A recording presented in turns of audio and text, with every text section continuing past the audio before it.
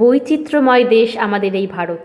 আর এই দেশের পশ্চিম ভাগে রয়েছে গুজরাট রাজ্য, যে রাজ্যের সুবিশাল এক অঞ্চল জুড়ে রয়েছে কচ্ছ এলাকা, যেখানে আছে কচ্ছের রণ বা the great white run of Kutch, যে অঞ্চল প্রায় 20,000 বর্গ কিলোমিটার জায়গা জুড়ে অবস্থিত। এই রণ অঞ্চল দুই ভাগে বিভক্ত, the great white run of Kutch and little run of Kutch. এই কচ্ছ এলাকায় সারা বছর আরব সাগরের নোনা জল প্রবেশ করে। সেই জল শীতকালে জমে গিয়ে এরকম লবণের মরুভূমি তৈরি করে, যা এই পৃথিবীর সর্ববৃহৎ লবণের মরুভূমি। আর এখানেই শুরু হয় নভেম্বর মাস থেকে রণ উৎসব, যা চলে প্রায় 4 মাস ধরে। আজকের এই ব্লগে তুলে ধরবো হোয়াইট ডেজার্ট, তার পাশাপাশি কয়েকটি জায়গা, যার মধ্যে উল্লেখযোগ্য ঢোলাভিরা হরপ্পান সিটি। যে 5টি মেজর সাইট পাওয়া গেছে সিন্ধু সভ্যতার নিদর্শন হিসেবে, তার মধ্যে একটি রয়েছে এই কচ্ছ এলাকায়। কথাই বলে কচ্ছ নেহি দেখা তো কুছ নেহি দেখা।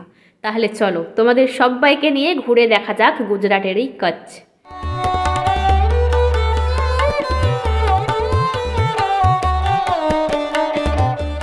নমস্কার, আমি অদিতি, তোমাদের সবাইকে সঙ্গে নিয়ে শুরু করছি আরো একটা ট্রাভেল ব্লগ।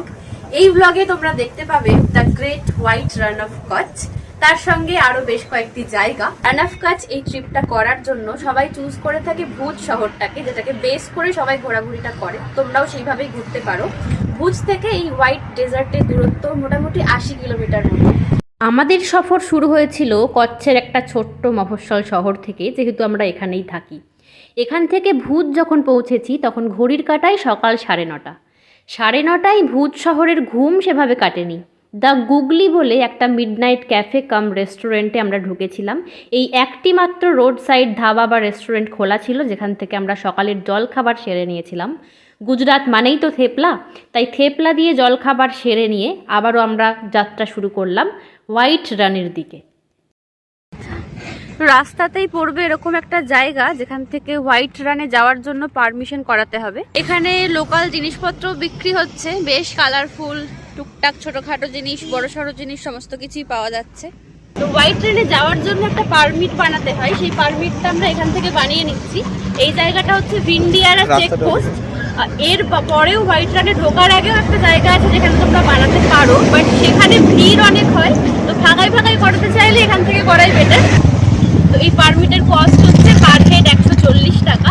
তো এখানে দুরকম অপশন আছে, এক হচ্ছে কাগজে লিখে, আর দ্বিতীয় হচ্ছে এই ডিজিটাল যুগে অনলাইনে করার কিছু সুবিধে রয়েছে, সে কথায় পরে আসছি। তার আগে বলে রাখি, কচ্ছে যাওয়ার জন্য প্রত্যেকটা মানুষের পারমিট করাতে গেলে প্রতিটা মানুষের নিজস্ব আইডি কার্ড, যেরকম ভোটার কার্ড অথবা পাসপোর্ট অথবা ড্রাইভিং লাইসেন্স শো করতে হবে। আধার কার্ড অ্যাকসেপ্টেড নয়। এখানেই সামনে ঝোলানো কিউআর কোডে স্ক্যান করলেই পেমেন্ট অপশন চলে আসবে। এখানে বলে রাখি, ইনফ্যান্টদের জন্য পারমিটের কোনো চার্জ লাগবে না। ম্যানুয়ালি করলে একদিনের পারমিট পাওয়া যাবে, মানে এখান থেকে ফর্ম ফিল আপ করলে একদিনেরই পারমিট পাওয়া যাবে, বাট অনলাইন করলে 2-3 দিন পারমিট দেয়। আর অনলাইনে ম্যাক্সিমাম হচ্ছে 10 জন। 10 জনের পারমিট একসঙ্গে করানো যায়। তো 2 দিনের পারমিট করিয়ে এখন আমরা আবার গাড়িতে উঠবো। এবার ডেস্টিনেশন আমাদের হোয়াইট রানে যে হোমস্টে বুক করা হয়েছে, সেই হোমস্টে। চলো।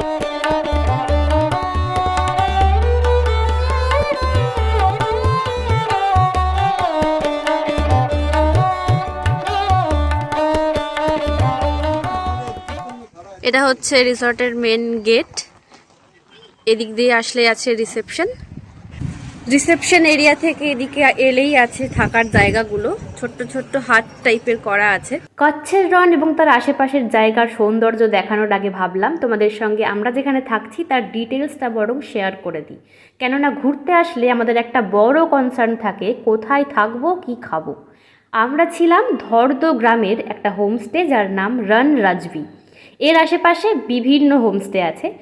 এখানে রয়েছে 3 রকমের থাকার জায়গা। প্রথম কটেজ, সেকেন্ড হচ্ছে এই ভুঙ্গাগুলো, যেগুলো ওদের লোকাল থাকার জায়গার আদলে তৈরি করা হয়েছে, আর থার্ড হচ্ছে এই টেন্টগুলো। 3 রকম থাকার জায়গার কস্ট অবশ্যই আলাদা, সমস্তটাই শেয়ার করব। তার আগে চলো আমরা যে কটেজ রুমে আছি সেটার একটা ট্যুর দিয়ে নিই। এই কটেজ রুমগুলো হচ্ছে 4 পারসন শেয়ারিং, 4 জন থাকা যাবে। রুমে ঢুকেই দেখতে পাবো দুপাশে 2টো ডাবল বেড, দুপাশে বেডের পাশে রয়েছে সাইড টেবিল, টোটাল 4টে সাইড টেবিল, একটা মিরর, একটা ওয়াশরুম যেখানে গিজারও আছে। খাবার জল আমরা চেক ইন করার পর ওরা দিয়ে গেছিলো। আমরা যেহেতু 5 জন ছিলাম, একটা এক্সট্রা বেডের ব্যবস্থাও ওরা করে দিয়েছিল। তো এটাই হচ্ছে আমাদের হোয়াইট রানের কাছাকাছি একটা রাত থাকার জায়গা। টেন্টের রেট মোটামুটি তোমার 6,000 পার নাইট। এদিকে আমাদের যেটা আছে সেটা 8,000 পার নাইট। এটা 4% স্টে। আর ভুঙ্গাগুলোতে মনে হয় 7,000 এরকম। বাট এটা হচ্ছে তোমার ব্রেকফাস্ট প্লাস ডিনার ইনক্লুডেড। আর এটা সিজন টু সিজন ভ্যারি করে। ভ্যারি করে। এখন যেমন আমাদের মোটামুটি নভেম্বর থেকে ফেব্রুয়ারি পুরো একদম পিক সিজন। আর ফেব্রুয়ারি পর থেকে একটু কমবে।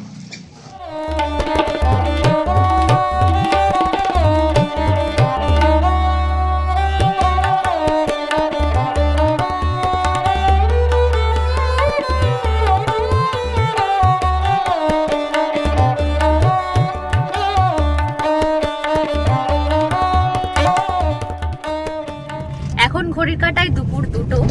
আমরা আমাদের জার্নি শুরু করলাম টুয়ার্ডস কালোডুঙ্গার, যেটা আজকে আমরা শুরুতেই দেখব। হোয়াইট রানটা পিছনে ফেলে এলাম, সেটা আমরা ফেরার সময় দেখব। তাহলে এখন শুরুতেই যাব কালোডুঙ্গার, কি আছে কি না আছে সেখানে গিয়েই না হয় দেখা যাক। বলেছি আগেরটা একটু এইটাকে আমরা অ্যাভয়েড করার জন্য আমরা এটা দিয়ে যাচ্ছি।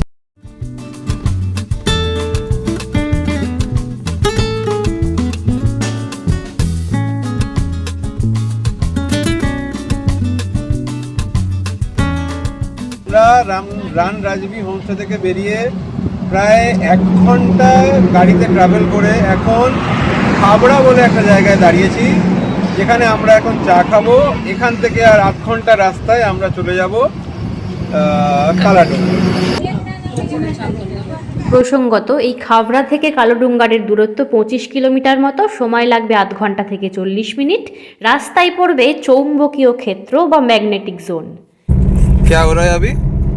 जैसे ही ढलान आएगा स्पीड कम होना चालू हो जाएगा। जैसे स्पीड बढ़ता है ढलान में, ये एरिया में स्पीड कम होना चालू हो जाएगा। ढलान आएगा अपन लीवर छोड़ देंगे। আমার পিছনে দেখতে পাচ্ছ লেখা আছে ম্যাগনেটিক জোন। তো এই জায়গাটা না একটা অদ্ভুত জায়গা, কালোডুঙ্গার যাওয়ার পথে পড়বে। গাড়ি বন্ধ করে রাখলেও পিছন দিকে মানে পিছিয়ে যাচ্ছে যাওয়ার সময়, আর আসার সময় ঠিক উল্টোটা। গাড়ি অফ আছে কিন্তু অটোমেটিক চলে যাচ্ছে, আবার এদিকে যাওয়ার সময় পিছিয়ে পিছিয়ে আসছিল। চলো, এই চৌম্বকীয় ক্ষেত্রের অদ্ভুত একটা ব্যাপার তো তোমাদের দেখালাম, কিন্তু গুগল বলছে এটা নাকি অপটিক্যাল ইলিউশন। রাস্তাটা ফ্ল্যাট নয়, কিছুটা ঢালু, যেটা খালি চোখে দেখা যাচ্ছে না। তাই গ্র্যাভিটিকে চ্যালেঞ্জ করা এই চৌম্বকীয় ক্ষেত্র আদতেই যেটা দেখলাম সেটাই নাকি সত্যি সত্যিই অপটিক্যাল ইলিউশন, এটা বলা একটু মুশকিল। পৌঁছে গেছি কালোডুঙ্গারে, যেটা কিনা কচ্ছের হাইয়েস্ট পয়েন্ট। এখন সামনেটা একটুখানি উঠতে হবে, একটা মন্দির দেখতে পাচ্ছি। হ্যাঁ, এই কালোডুঙ্গার বা কালো পাথরের তৈরি পাহাড়, এইটা ওঠার জন্য উট ভাড়া পাওয়া যাচ্ছে, কিন্তু সেটার মনে হয় না কোনো প্রয়োজন আছে। 8 থেকে 10 মিনিট হাঁটলেই আমরা হাইয়েস্ট পয়েন্টে পৌঁছে যাব। আর উঠে দেখবো একটা মন্দির রয়েছে, এই মন্দিরের পাশ দিয়েই রাস্তা চলে যাচ্ছে। সানসেট পয়েন্টও আছে, সানসেটের সময় আসলে তোমরা সূর্যাস্ত দেখতে পাবে।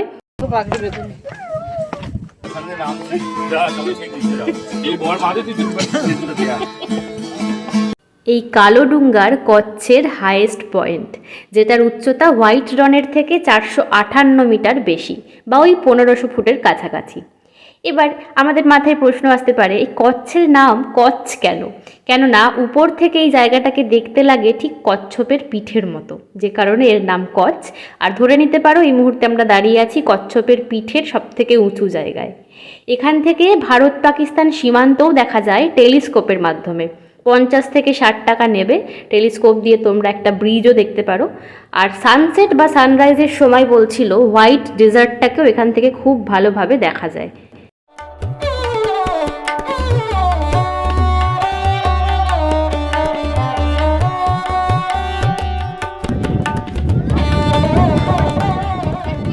কালাডুঙ্গারের স্ন্যাক্স খেতে দাঁড়ালাম। এখানে ভেলপুরি পাওয়া যাচ্ছে, পাপড়ি চাট পাওয়া যাচ্ছে, এখানে কর্ন চাট, কর্ন পাওয়া যাচ্ছে, ওখানে আমাদের গন্নে কা জুস মানে আখের রস পাওয়া যাচ্ছে, ওদিকে ম্যাগি পাওয়া যাচ্ছে।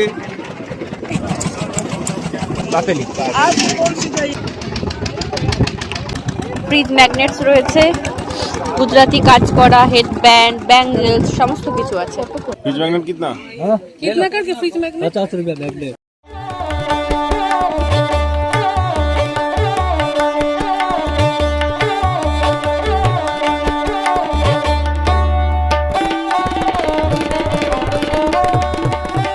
এখন আমরা কালোডুঙ্গার দিকে বেরিয়ে যাচ্ছি। এখানে কিন্তু টয়লেটও রয়েছে, আর জায়গাটা যেহেতু ওপেন তো কোনো টিকিট নেই বা খোলা বন্ধের কোনো সেরকম সময়ও নেই। ঘড়ির কাটায় 4:45। কালোডুঙ্গার থেকে বেরিয়ে আমরা সোজা যাব এখন হোয়াইট রানে, যেটার জন্য এত দূর ছুটে আসা।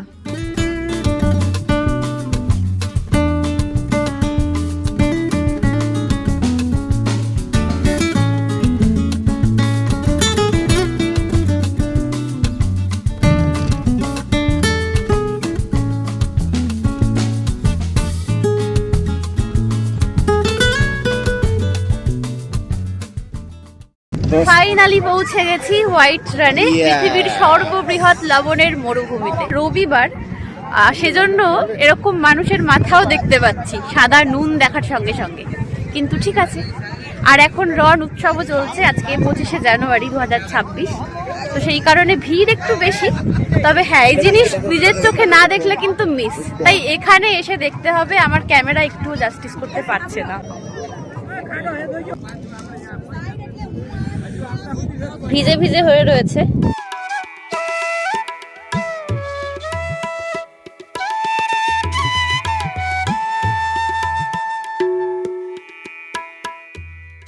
পৃথিবীর সর্ববৃহৎ লবণের মরুভূমি আমাদের দেশে, সেখানে দাঁড়িয়েই সূর্যাস্ত দেখা এক অদ্ভুত অনুভূতি, সামনের থেকে না দেখলে বোঝানো মুশকিল। এখন চলছে রন উৎসব বা রান ফেস্টিভ্যাল, যে কারণে টেন্ট সিটি তৈরি করা হয়েছে, বিভিন্ন কালচারাল প্রোগ্রাম হয়েছে, বাট সেই সমস্ত দেখার জন্য টেন্ট সিটিতে থাকতে হয়, যেটা একটুখানি কস্টলি। তাই বাজেট ফ্রেন্ডলি ওয়ে হিসেবে শুরুতেই তো বলেছি, এই গ্রামেরই কিছু হোমস্টে যেখানে থাকার ব্যবস্থা করা হয়।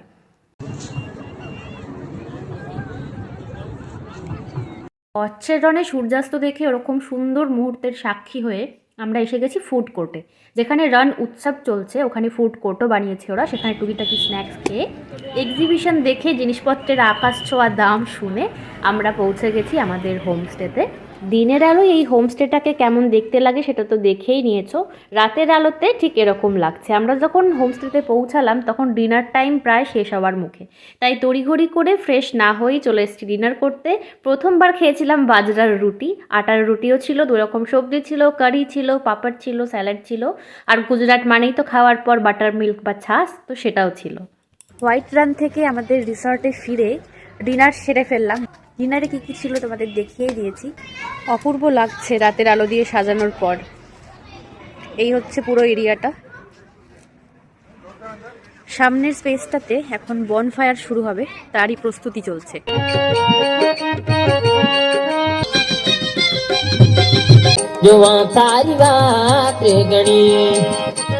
मैं तो न करता पण वधारे तमने जोया ते नैन ने बंद राखी ने एने मन माया लगाड़ी रे पिया रे पिया रे पिया रे पिया रे।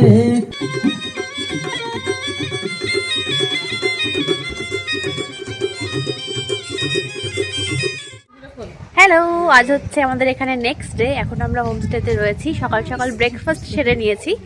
ব্রেকফাস্টে কি ছিল তোমরা এক্ষুনি দেখতে পেয়ে যাবে। আর এখন আমরা বেরিয়ে যাব আবারও হোয়াইট রানের উদ্দেশ্যে। সকালবেলা একবার কচ্ছের রান কেমন লাগছে দেখতে সেটুকু দেখবো। চেক আউট করে আমরা বেরিয়ে যাচ্ছি। এই পাশেই অনেক হোমস্টে পরপর আছে। এবার হোয়াইট রানে থাকাই যায়, যেখানে টেন্ট সিটিটা হয়েছে এখন, বাট ওটা এতটাই কস্টলি আর লাস্ট মোমেন্টে বুকিং পাওয়াটাও সম্ভব নয়। তো এখন আমরা চেক আউট করে বেরিয়ে যাচ্ছি কচ্ছের রন দেখতে আবারও।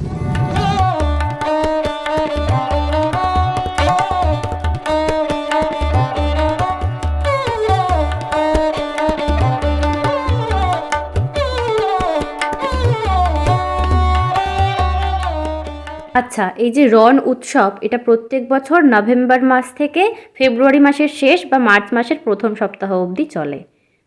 চলে এসেছি, এটা হচ্ছে হোয়াইট রানে ঢোকার আগের কার পার্কিংয়ের জায়গা। তো প্রাইভেট কার নিয়ে আসলেও একদম ভিতর অবধি এন্ট্রি নেই, এই পার্কিং লটেই রাখতে হবে নিজেদের গাড়ি।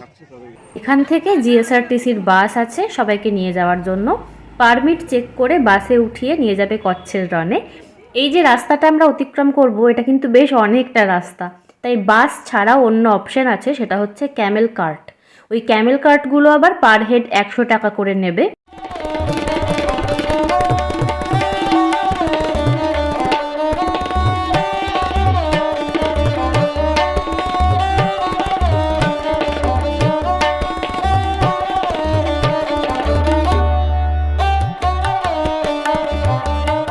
পৌঁছে গেছি white desert, the run of কচ্ছে।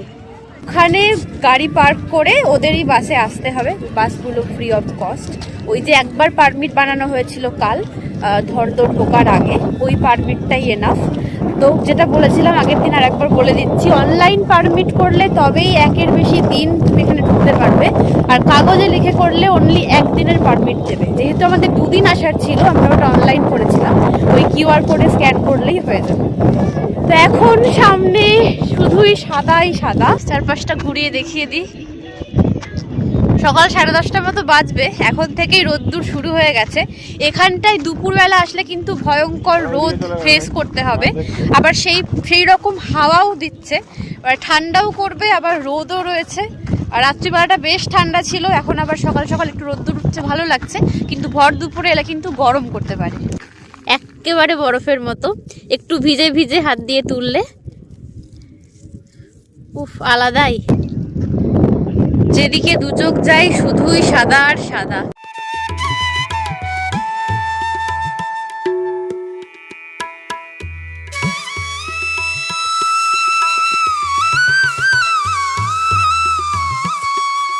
কি অপূর্ব যে লাগছে, সকালবেলাটা ভিজিট না করলে এটা কিন্তু বোঝা সম্ভব নয়।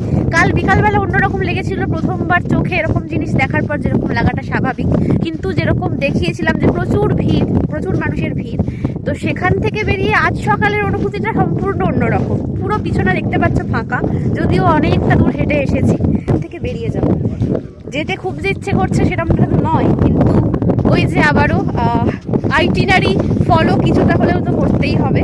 তো এখান থেকে বেরিয়ে আমরা যাব ঢোলাভিরা, সেখানে রয়েছে আরও বিস্ময়কর সমস্ত জিনিস।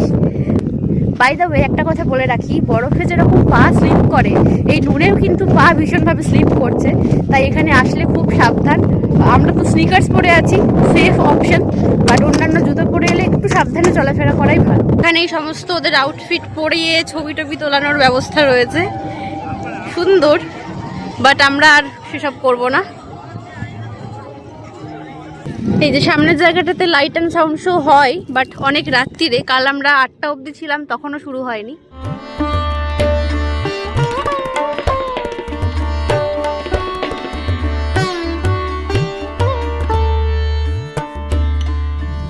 ফাইনালি আমরা পৌঁছে গেছি রোড টু হেভেনে, কিন্তু এখন এখানে আমরা দাঁড়াবো না।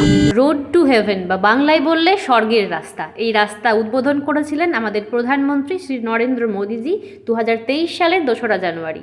এই রাস্তা কানেক্ট করছে ধর্দ আর খাদির বেট বা খাদির আইল্যান্ডকে, যেটা আমাদের এর পরবর্তী গন্তব্য। এই রাস্তার দুপাশে কিন্তু সারি সারি ফ্লেমিঙ্গো সহ আরও পরিযায়ী পাখির দেখা মিলবে। রোড টু হেভেন দিয়ে অবশেষে প্রায় পৌঁছে গেলাম ঢোলাভিরা ইউনেস্কো ওয়ার্ল্ড হেরিটেজ সাইটে। 2021 সালে এটি ইউনেস্কো ওয়ার্ল্ড হেরিটেজ সাইট হিসেবে ঘোষিত হয়েছে। এখানেই রয়েছে ঢোলাভিরার হরপ্পান সিটি, 5000 বছর আগের তৈরি সভ্যতা। তো ফাইনালি আমরা পৌঁছে গেছি ঢোলাভিরা হরপ্পা সিটি।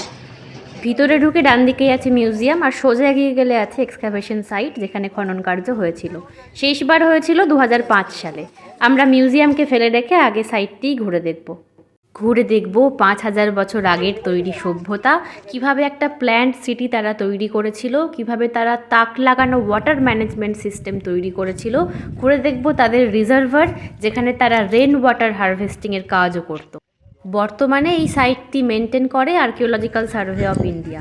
তো এএসআই এর গাইডও এখানে অ্যাভেলেবেল। আমার মনে হয় ভালো করে বোঝার জন্য সেই গাইড নিয়ে নেওয়া ভালো, বা গাইড যেখানে গল্প শোনাচ্ছেন তার পাশাপাশি থাকতে পারলেও হবে।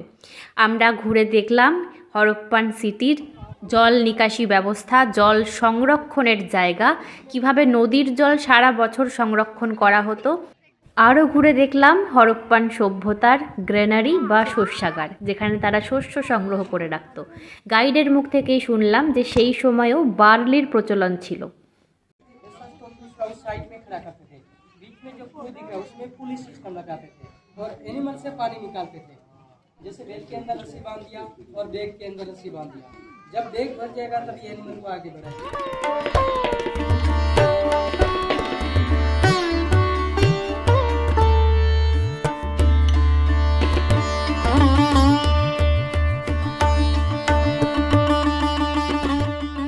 এককালে ওদের এটা হচ্ছে খেলাধুলার জায়গা, মানে এই গ্রাউন্ডটা হ্যাঁ, মানে পশুর রেস ফেস যেটা হতো সেটার জন্য, ঠিক আছে। তো এইটার জন্য যে নিচের লেয়ারে যে মাটিটা ছিল সেটা তোমার হচ্ছে পলি মাটি, মানে সমুদ্রের যে মাটি হয়, যাতে করে ঘোড়া থেকে বা গরু থেকে পড়ে গেল যাতে করে তাদের মানে কিছু চোট ফোট না লাগে, তার জন্য ওই লেয়ারটা থাকতো, তার উপরে খেলাধুলা।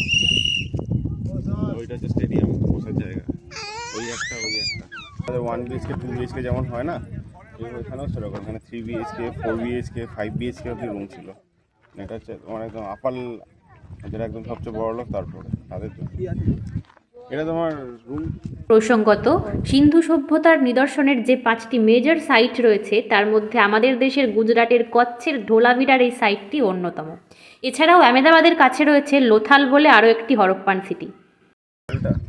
একটা হ্যাঁ, ওদের ভাষায় লেখা আছে, সাংকেতিক ভাষা, যেটা এখনো ডিকোড করা যায়নি, যেটা ওদের হচ্ছে নর্থ গেট যেটা ছিল, সেটা বললাম যেখানে খেলাধুলো হচ্ছে বললাম না, হতো আর কি, ওই গেটে হচ্ছে এই লেখাটা পেয়েছে, কিন্তু মিনিংটা উদ্ধার করা যায়নি না। আর এই যেটা লেখা ছিল সেটা হচ্ছে এই যে লেখাটা ছিল না, এইগুলো বলছে সব জিপসাম দিয়ে লেখা ছিল, মানে জিপসাম দিয়ে ইয়ে করা, প্লেটেড করা আর কি, যাতে করে তোমার হচ্ছে পূর্ণিমার রাতে চকচক করতে পারে।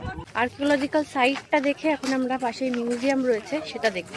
মিউজিয়ামে ঢুকে তথ্যের পাশাপাশি আমরা দেখে নিলাম সে যুগের সাংকেতিক কিছু চিহ্ন, যেগুলো পাথরে খোদাই করে রাখা রয়েছে, কিছু পটারি, বিভিন্ন ধাতু দিয়ে তৈরি কিছু আসবাবপত্র, খেলাধুলার জিনিস, রান্নাঘরের জিনিস। তামার প্রচলন সে যুগেও ছিল, এটি দেখে বেশ অবাক লাগলো। এছাড়াও বিনিময় প্রথা যেহেতু ছিল, সেই বিনিময় কারবারের জন্য ব্যবহৃত বেশ কিছু জিনিস চোখে পড়লো। মিউজিয়াম দেখা কমপ্লিট। বাই দ্য ওয়ে, এটা খোলার সময় সকাল 10টা আর বন্ধ হয় বিকাল 5টায়, কোনো এন্ট্রি ফিজ নেই। অ্যান্ড অবশ্যই রান অফ কচ্ছ ট্রিপ করলে ধোলাভিরার এই জায়গাটা মিস করা যাবে না। এটা কার পার্কিং এরিয়া, এই তার উল্টো দিকেই কিছু খাওয়ার ছোটোখাটো দোকান রয়েছে, এখানে যেরকম ফালুদা, আইসক্রিম এই সমস্ত পাওয়া যাবে। দূরে একটা রেস্টুরেন্ট রয়েছে, অল্প স্বল্প টুকটাক খাবার দাবার পাওয়া যাবে। হরপ্পান সাইট দেখে আবারও উঠে গেলাম গাড়িতে। আজকের আমাদের এর পরের গন্তব্য হচ্ছে উড ফসিল পার্ক, যেটা এই ধোলাভিরার আর্কিওলজিক্যাল সাইটটা থেকে 9 থেকে 10 কিলোমিটারের মধ্যে। পৌঁছে গেছি আমরা ফসিল পার্কের গেটের সামনে, বাট এখানে আবারও প্রাইভেট যে কার সমস্ত কিছু পার্ক করতে হবে।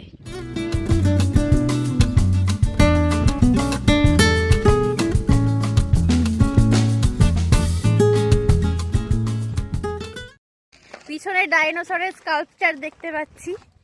তো ঘটনা যেটা হচ্ছে, মেন গেট থেকে এই জায়গাটা 1 কিলোমিটার মতো, এখানে ওরা নিজস্ব গাড়ি নিয়ে আসতে দিচ্ছিল না, কিন্তু আসা যায় যেরকম আমরা এসেছি।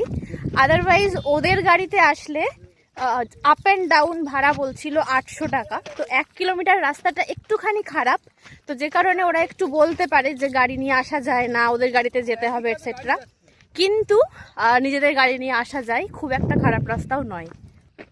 প্রচুর ক্যাকটাস দেখতে পাচ্ছি এই এরিয়ায়, আর এখানে আরো একখানা বড় ডাইনোসরের স্কাল্পচার রয়েছে।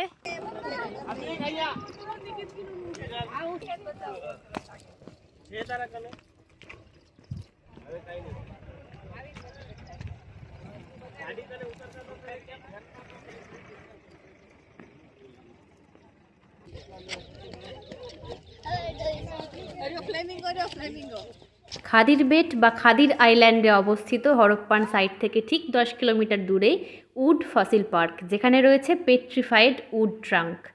জুরাসিক পিরিয়ডের কিছু গাছ যেগুলো পাথরে পরিণত হয়েছে।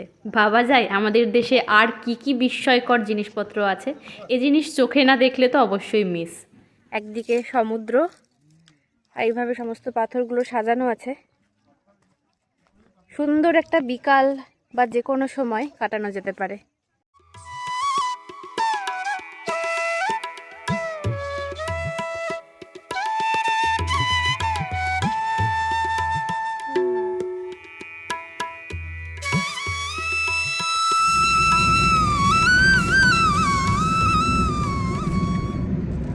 ফসিল পার্ক থেকে আবারও আমরা এসে গেছি রোড টু হেভেনে। সানসেট তো হতে এখনও দেরি আছে, বাট সানসেট হওয়ার আগের যে মুহূর্ত, ওই যে আলোটা সেটা এখন রয়েছে। অপূর্ব লাগছে চারিদিকটা, আর একদম ফাঁকা দেখে দাঁড় করানো হয়েছে।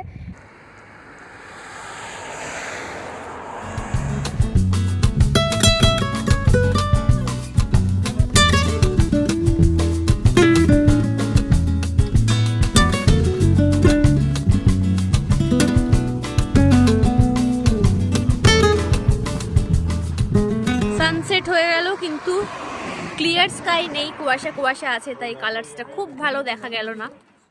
এবার আমরা এখান থেকে বেরিয়ে যাব, তার আগে আরও একবার তোমাদের ক্যামেরা ঘুরিয়ে দেখিয়ে দিই রোড টু হেভেন। তো রান অফ কাচ ট্রিপ করলে অবশ্যই ঢোলাভিরা যাওয়ার রাস্তায় এটা পড়বে। এই রাস্তা দিয়েই ঢোলাভিরা যাওয়ার রাস্তা, একমাত্র রাস্তা। এখন আমরা এখান থেকে বেরিয়ে ডিরেক্ট যাব ভুজ, সেখানে করব ডিনার, তারপর ব্যাক টু হোম। যে কয়েকটা পয়েন্ট ছিল সমস্ত কিছু কভার করার চেষ্টা করেছি, এর বাইরে কিছু আছে কিনা আমার অন্তত জানা নেই। খুব সুন্দর কাটলো দুটো দিন। আর এই রোড টু হেভেন দিয়ে যেতে যেতেই শেষ করছি দুদিনের কচ্ছের রনের ট্রিপের এই ভ্লগ। আশা করছি ভালো লেগেছে। ফিডব্যাক জানাতে ভুলো না। তোমাদের সঙ্গে দেখা হবে আরও সুন্দর সুন্দর ইন্টারেস্টিং ভ্লগস নিয়ে।